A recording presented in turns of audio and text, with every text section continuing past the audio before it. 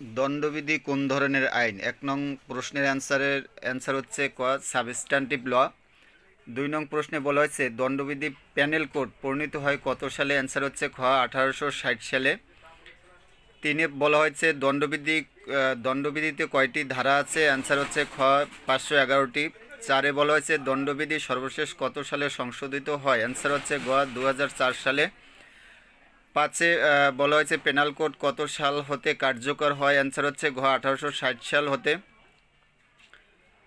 এরপরে বলা হচ্ছে ১৮৩৪ সালে গঠিত প্রথম আইন কমিশনের চেয়ারম্যান ছিলেন? অ্যান্সার হচ্ছে ঘ লর্ড ম্যাকুলে।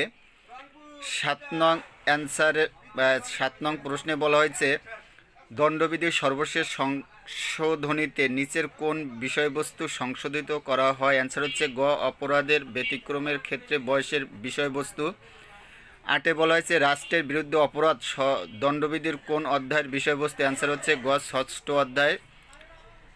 এরপরে আমার নোটে এগুলো সবই বিস্তারিত দেওয়া আছে। যদি উক্ত নোট আপনারা নিতে চান তাহলে আমার উল্লেখিত হোয়াটসঅ্যাপ নাম্বারে যোগাযোগ করলে আপনারা নিতে পারবেন। ৯ নং প্রশ্নে বলা হয়েছে যুক্তরাষ্ট্রে বসবাসকারী একজন বাংলাদেশি নাগরিক, সে উগান্ডায় একজন ব্যক্তিকে হত্যা করে। বাংলাদেশের যোগ্যতাসম্পন্ন কোন আদালত এর বিচার করতে পারে যদি তাকে পাওয়া যায়? অ্যান্সার হচ্ছে ক বাংলাদেশে।